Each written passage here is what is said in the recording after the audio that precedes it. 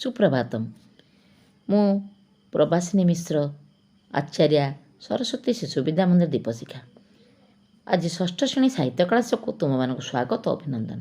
ଜଣେ ପ୍ରତିଷ୍ଠିତ ଶିଶୁ ସାହିତ୍ୟିକ ଓ ଭାଷା ବିଶାରଦ ଭାବରେ ଓଡ଼ିଶାରେ ଜଣାଶୁଣା ଲେଖକ ଡକ୍ଟର ଶୁଭେନ୍ଦ୍ର ମୋହନ ଶ୍ରୀଚନ୍ଦନ ସିଂ ବର୍ଣ୍ଣନା କରିଛନ୍ତି ବିଶ୍ୱବିଜୟୀ ବିବେକାନନ୍ଦ।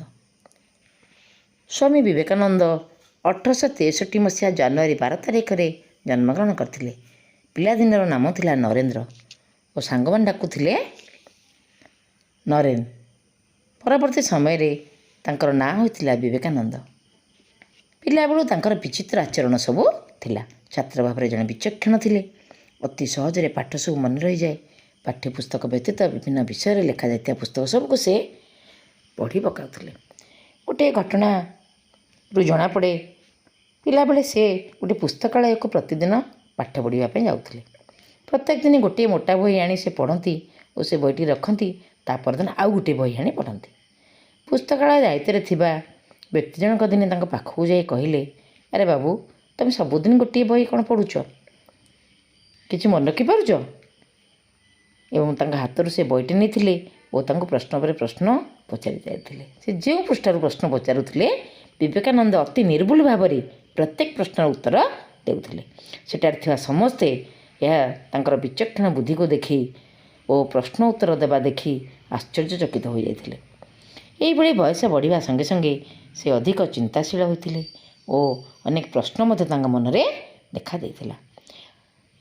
ତାଙ୍କର ଦେଖା ହୋଇଥିଲା ଶ୍ରୀରାମକୃଷ୍ଣଙ୍କ ସହିତ। ଶ୍ରୀରାମକୃଷ୍ଣ ନରେନଙ୍କ ମନରେ ଜାତ ହୋଇଥିବା ସମସ୍ତ ପ୍ରଶ୍ନର ସମାଧାନ କରିଥିଲେ। ସେ କହୁଥିଲେ, ମାନବ ସେବା ହିଁ ଭଗବାନଙ୍କର ପ୍ରକୃତ ସେବା, ପ୍ରକୃତ ପୂଜା। 1885 ମସିହାରେ ନଗେନ BA ପାସ୍ କରିଥିଲେ ଓ ପିତାଙ୍କର ମୃତ୍ୟୁ ପରେ ତାଙ୍କର ଆର୍ଥିକ ଅବସ୍ଥା ଭଲ ନଥିଲା। ସାନ ଭାଇ, ଭଉଣୀ, ମା ସମସ୍ତଙ୍କର ଦାୟିତ୍ୱ ମଧ୍ୟ ତାଙ୍କ ଉପରେ ପଡ଼ିଥିଲା ଏବଂ ସେ ଗୁଜୁରାଣ ମେଣ୍ଟାଇବାକୁ ଚେଷ୍ଟା କଲେ, ତଥାପି ଦୂର ହୋଇନଥିଲା। ଅଭାବ ଅସୁବିଧା ମଧ୍ୟରେ ମଧ୍ୟ ସେ ବିଚଳିତ ହେଉନଥିଲେ, ଅବିଚଳିତ ରହିଥିଲେ। ଘର ସଂସାର ଇତ୍ୟାଦି ତାଙ୍କର ଆଗ୍ରହ ନଥିଲା। ରାମକୃଷ୍ଣଙ୍କ ଆଦର୍ଶରେ ଅନୁପ୍ରାଣିତ ହୋଇ ଜନସେବାକୁ ସେ ଜୀବନର ଲକ୍ଷ୍ୟ ଭାବରେ ଗ୍ରହଣ କରିଥିଲେ। ରାମକୃଷ୍ଣଙ୍କ ସାଧନା ପୀଠ କଲିକତାର ଦକ୍ଷିଣେଶ୍ୱର କାଳୀ ମନ୍ଦିରକୁ ଚାଲି ଯାଇଥିଲେ ଓ ସେଠାରେ ଗୁରୁଦେବଙ୍କ ପାଖରେ ରହି ଆଶୀର୍ବାଦ ଲାଭ କରିଥିଲେ। 1886 ମସିହାରେ ରାମକୃଷ୍ଣ ପରମହଂସଙ୍କର ପରଲୋକ ପରେ ସେ ଭାରତ ଭ୍ରମଣରେ ବାହାରିଥିଲେ।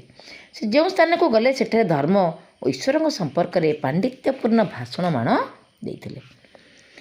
ତାଙ୍କର ଉଜ୍ଜ୍ୱଳ ମୁଖମଣ୍ଡଳ, ଜ୍ଞାନ, ପାଣ୍ଡିତ୍ୟ, ଆତ୍ମବିଶ୍ୱାସ ଓ ବାଗ୍ମିତା ଦେଖି ଲୋକମାନେ ମଧ୍ୟ ମୁଗ୍ଧ ହୋଇଯାଉଥିଲେ। ଶେଷରେ ସେ ପହଞ୍ଚିଥିଲେ ରାମେଶ୍ୱର ମଠରେ। ସେଠାକୁ ଗଲେ ତିନୋଟି ସାଗର ମିଳନସ୍ଥଳ କନ୍ୟାକୁମାରୀ। କନ୍ୟାକୁମାରୀ ମନ୍ଦିରଠାରୁ ଅଳ୍ପ ଦୂରରେ ସାଗର ମଧ୍ୟରେ ଥିବା ଏକ ବିରାଟ ଶିଳାଖଣ୍ଡ ଉପରେ ବସି ସେ ଧ୍ୟାନମଗ୍ନ ହୋଇଥିଲେ। ଏକ ଅପୂର୍ବ ଆନନ୍ଦ ଓ ଦିବ୍ୟ ଆଲୋକରେ ତାଙ୍କର ଅନ୍ତର ଉଛୁଳି ଉଠୁଥିଲା। ତାରି ମଧ୍ୟରେ ସେ ଶୁଣିପାରିଲେ, ସତେ ଯେପରି ଗୁରୁ କହୁଛନ୍ତି, ଯା ଲଙ୍ଘି ଯାଏ ସମୁଦ୍ର, ଦୂର ଦେଶରେ ଯାଇ ଭାରତର ବାଣୀ ପହଞ୍ଚାଇଦେ। ଅର୍ଥାତ୍ ସେ ସବୁବେଳେ ଚିନ୍ତନ କରୁଥିଲେ, କିଛି କରିବେ। ତାଙ୍କର ଲକ୍ଷ୍ୟ ଥିଲା ସାଗରଠାରୁ ମଧ୍ୟ ଗଭୀର। 1893 ମସିହା ଆମେରିକାର ଚିକାଗୋ ସହରରେ ବିରାଟ ଧର୍ମସଭାରେ ସେ ଯୋଗ ଦେଇଥିଲେ। ଜାହାଜରେ ଆମେରିକାର ଜଣେ ବିଖ୍ୟାତ ଅଧ୍ୟାପକଙ୍କ ସହିତ ସେ ପରିଚିତ ହେଲେ ଓ ସେଠାରେ ସମ୍ମିଳନୀ ଯୋଗ ଦେବା ପାଇଁ ସେ ତାଙ୍କୁ ସମସ୍ତ ସୁବିଧା କରାଯାଇଥିଲେ। 1893 ମସିହା ସେପ୍ଟେମ୍ବର 11 ତାରିଖରେ ଧର୍ମ ସମ୍ମିଳନୀ ଆରମ୍ଭ ହେଲା। ପୃଥିବୀର ପ୍ରାୟ ପ୍ରତ୍ୟେକ ଧର୍ମର ପ୍ରତିନିଧି ସେଠାରେ ଯୋଗ ଦେଇଥାନ୍ତି। ସଭାସ୍ଥଳରେ ବହୁ ବିଶିଷ୍ଟ ବ୍ୟକ୍ତି ମଧ୍ୟ ଉପସ୍ଥିତ ଥାନ୍ତି। ସମସ୍ତେ ବକ୍ତବ୍ୟ ଦେଇସାରିଲା ପରେ ବିବେକାନନ୍ଦ ଆରମ୍ଭ କରିଥିଲେ, ଆମେରିକା ଭାଇ ଭଉଣୀମାନେ। ଭାଇ ଭଉଣୀ ସମ୍ବୋଧନ ଶୁଣି ଶ୍ରୋତାମାନେ ଆନନ୍ଦରେ ଉଛୁଳି ଉଠିଥିଲେ। ସେମାନେ କରତାଳି ଦେଇ ତାଙ୍କୁ ଅଭିନନ୍ଦନ ଜଣାଇଲେ। ଏହାପରେ ବିବେକାନନ୍ଦ ଭାରତୀୟ ଧର୍ମ, ଦର୍ଶନ, ହିନ୍ଦୁ ଧର୍ମର ବିଶେଷତ୍ୱ, ବିଶ୍ୱ ଭ୍ରାତୃତ୍ୱର ବାଣୀ ଇତ୍ୟାଦି ଚମତ୍କାର ଭାବରେ ବୁଝାଇଥିଲେ ଓ ଶ୍ରୋତାମାନଙ୍କୁ ମନ୍ତ୍ରମୁଗ୍ଧ କରିଦେଇଥିଲେ। ତାଙ୍କର ଭାଷଣ ଓ ଫଟୋ ଆମେରିକାର ସମ୍ବାଦପତ୍ରରେ ଛପାଯାଇଥିଲା ଓ ପ୍ରଶଂସା ଅଜାଡ଼ି ହୋଇପଡ଼ିଥିଲା। ସେ କହୁଥିଲେ, ମାନବର ସେବା ହିଁ ଈଶ୍ୱରଙ୍କ ସେବା। ସ୍ୱାମୀଜୀଙ୍କ ଆଦର୍ଶରେ ଅନୁପ୍ରାଣିତ ହୋଇ ବିଦେଶର ମଧ୍ୟ ବହୁ ନରନାରୀ ତାଙ୍କର ଶିଷ୍ୟତ୍ୱ ଗ୍ରହଣ କରିଥିଲେ। ସେମାନଙ୍କ ମଧ୍ୟରେ ଭଉଣୀ ନିବେଦିତା ବା ଭଗିନୀ ନିବେଦିତା ଅନ୍ୟତମ। ତାଙ୍କୁ ସମସ୍ତେ କହୁଥିଲେ ସେ ହେଉଛନ୍ତି ମାନବ ଜାତିର ଅଳଙ୍କାର ସଦୃଶ। ସେ 1897 ମସିହାରେ ରାମକୃଷ୍ଣ ମିଶନ ନାମରେ ଏକ ସେବାନୁଷ୍ଠାନ ଗଠନ କରିଥିଲେ। ଅସ୍ପୃଶ୍ୟତା ନିବାରଣ, ନାରୀ ଶିକ୍ଷାର ପ୍ରସାର, ସାମ୍ପ୍ରଦାୟିକତାର ସଦ୍ଭାବ ରକ୍ଷା, ଦରିଦ୍ର ସେବା ଇତ୍ୟାଦି ବାର୍ତ୍ତା ସାରା ଦେଶରେ ପ୍ରଚାର କରିଥିଲେ ଓ ମାନବ ଜାତିକୁ ଏକ ବୋଲି ସେ କହୁଥିଲେ। ସବୁ ଧର୍ମ ପ୍ରତି ତାଙ୍କର ସମ୍ମାନ ଥିଲା। ଅକ୍ଳାନ୍ତ ପରିଶ୍ରମ ଫଳରେ ସ୍ୱାମୀଜୀଙ୍କର ସ୍ୱାସ୍ଥ୍ୟ ଭଗ୍ନ ହେବା ପରେ 1902 ମସିହା ଜୁଲାଇ 4 ତାରିଖ ଦିନ ସବୁଦିନ ଭଳି ସେ ଖୁବ୍ ଭୋରୁ ଉଠିଥିଲେ ଓ ଦିନସାରା ବହୁ ବନ୍ଧୁ କର୍ମୀଙ୍କ ସହ ଆଲୋଚନାରେ କଟିଥିଲା। ସନ୍ଧ୍ୟାବେଳକୁ ସେ ଧ୍ୟାନମଗ୍ନ ଅବସ୍ଥାରେ ହିଁ ଦେହତ୍ୟାଗ କରିଥିଲେ।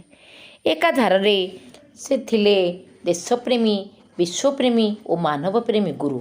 ନିଜ ଜ୍ଞାନ ବଳରେ ସେ ବିଶ୍ୱ ଜୟ କରି କେବଳ ଭାରତର ଗୌରବ ବଢ଼ାଇ ନାହାନ୍ତି, ଯୁଗ ଯୁଗ ପାଇଁ ସାରା ଜଗତକୁ ମାନବ ପ୍ରେମର ଏକ ନୂତନ ବାର୍ତ୍ତା ଦେଇଛନ୍ତି ଓ ସନ୍ଦେଶ ଦେଇଛନ୍ତି।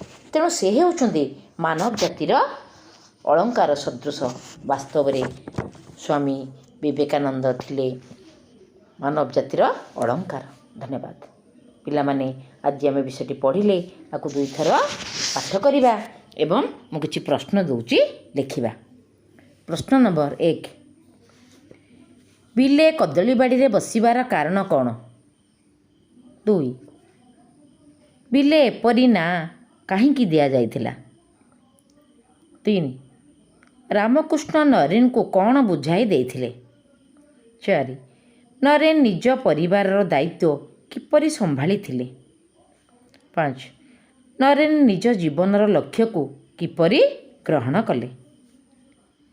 ପିଲାମାନେ, ଆମେ ଏଇଭଳି ଆଉ 10ଟି ପ୍ରଶ୍ନ ତିଆରି କରି ତା'ର ଉତ୍ତର ଲେଖି ମୋ ହ୍ୱାଟ୍ସଆପ୍